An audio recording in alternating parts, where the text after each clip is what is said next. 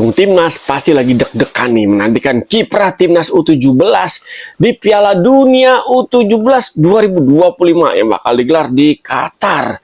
Dan Indonesia pertandingan pertama bakal ketemu Zambia, satu grup sama Zambia, Brazil, dan Honduras. Nah, menariknya nih, dalam sebuah wawancara, Coach Nova sedikit men-spill persiapan timnas U17 untuk menghadapi babak penyisihan grup Piala Dunia U17 kali ini. Gue sih ya agak optimis ya dengan dengan peluang timnas U17 untuk melangkah sejauh mungkin di Piala Dunia kali ini. Karena apa ya? Karena dari segi persiapan ada berapa poin sih? Yang pertama, di segi persiapan nih Coach Nova dari sisi skuadnya ini nggak banyak merombak ya. Mayoritas pemain yang dibawa untuk Piala Dunia U17 kali ini udah bermatch-match main bareng. Evandra, Goli, Fadli ya, striker itu kalau salah tuh, Mirza, backnya juga Putu Panji, Matthew Baker, dan ada beberapa pemain lagi, masih banyak lagi. Ini udah sering main bareng nih di berbagai ajang dan di beberapa laga uji coba. Menurut gue ini menjadi poin plus ya, karena apa? Secara taktikal, secara chemistry ini nggak perlu waktu lagi nih untuk melakukan pairing untuk membangun chemistry antara satu pemain dengan pemain lainnya. Kebersamaan yang udah sering ini bakal menjadi modal yang penting bagi skuad timnas Indonesia untuk melakoni laga-laga berat.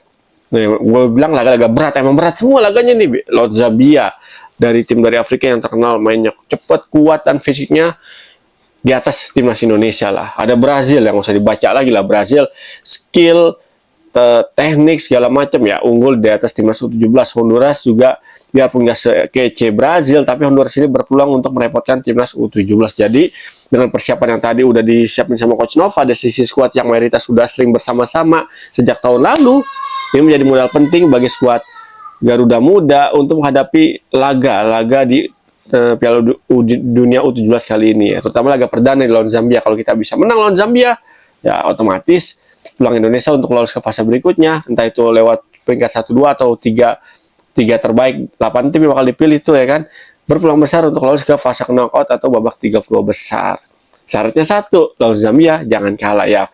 Menurut gue sih kunci untuk lawan Zambia nanti nggak usah muluk-muluk lah, kita jangan kebobolan dulu di babak pertama. Kalau kita bisa nahan imbang Zambia di babak pertama, nah peluang kita untuk bikin gol di babak kedua ini terbuka lebar. Karena segi mental bertanding ini benar-benar luar biasa banget ya. Partai perdana pasti sangat-sangat super duper berat. Jadi targetnya adalah nggak usah muluk-muluk, nggak usah secepat mungkin bikin gol, nggak usah. Yang penting kita nggak usah kebobolan dulu babak pertama, nah babak kedua baru kita cari gol.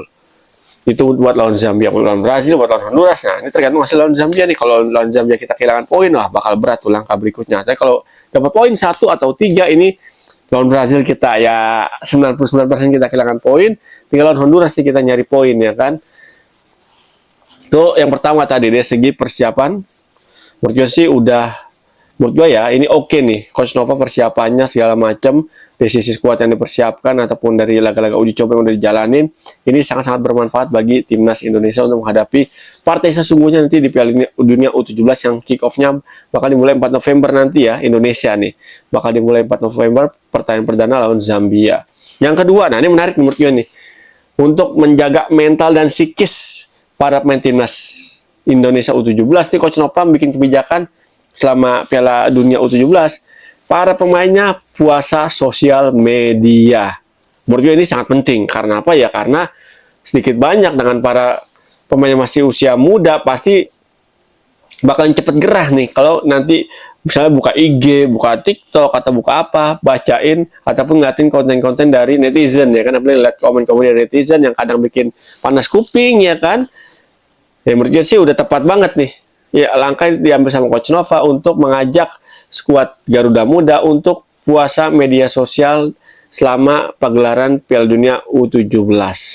Menurut gue sih ini sedikit banyak bakal bisa membantu mendongkrak performa skuad Garuda Muda nanti di atas lapangan. Jadi apapun berita yang diomongin sama siapapun itu terkait Piala Dunia, entah itu performa timnas nanti oke atau nggak oke ya, dengan puasa media sosial ini otomatis pemain skuad Garuda Muda konsentrasinya bisa full ke pertandingan. Itu yang kedua. Berarti yang bakal jadi modal berharga bagi skuad Garuda Muda. Yang ketiga, ini juga nggak kalah penting menurut gue ya.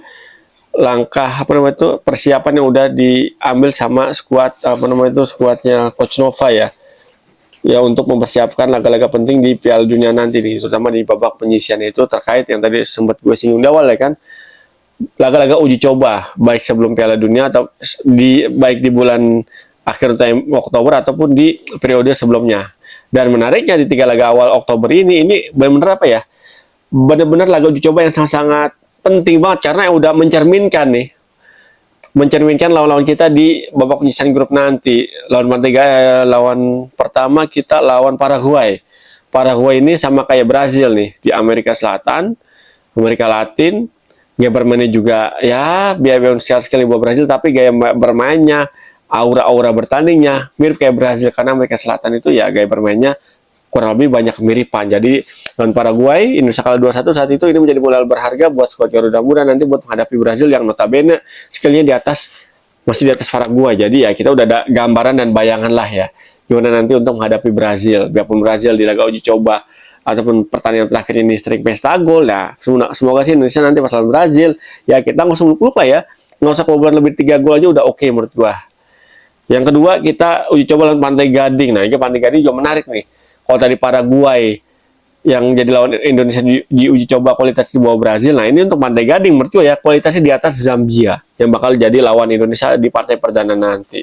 Karena apa ya, kita lawan Pantai Gading kita bisa nahan imbang tuh, otomatis ini bisa menjadi naikin mental, naikin psikologis para skuad Garuda Muda biar nggak inferior nanti menghadapi Zambia di laga perdana. Karena laga perdana siapapun lawannya pasti sangat-sangat berat menurut gua.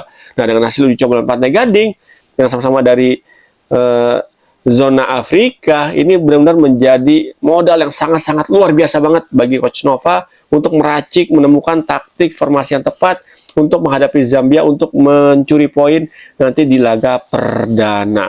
Yang terakhir kita uji coba sama Panama ya, di lawan Panama kita seri 1-1, sempat ketinggalan 1-0 dan akhir kita bisa menyamakan skor di babak kedua. Nah ini juga modal berharga ya, selain Panama ini emang satu zona sama Honduras, kalau salah itu Amerika Tengah apa kalau salah Amerika Tengah ya. Kalau nggak salah ya, tolong koreksi kalau emang kurang tepat ya. Menurut gue sih antara Panama sama Honduras ini punya kemiripan juga gaya bermainnya. Dan Panama yang menurut gue yang menjadi poin berharganya adalah kita sempat ketinggalan duluan 1-0, tapi kita bisa nyamain kedudukan di babak kedua. Ini artinya apa? Artinya ini Indonesia udah punya simulasi nih. Ketika dalam situasi ketinggalan, timnas Indonesia nggak panik dan tetap bisa fokus ke pertandingan sehingga kita bisa nyamain kedudukan di babak kedua lawan Panama. Jelas ini satu gol modal yang sangat penting, yang sangat berharga buat skuad Garuda Muda di laga uji coba terakhir nanti untuk menghadapi laga-laga krusial di babak penyisian grup Piala Dunia U17 2025.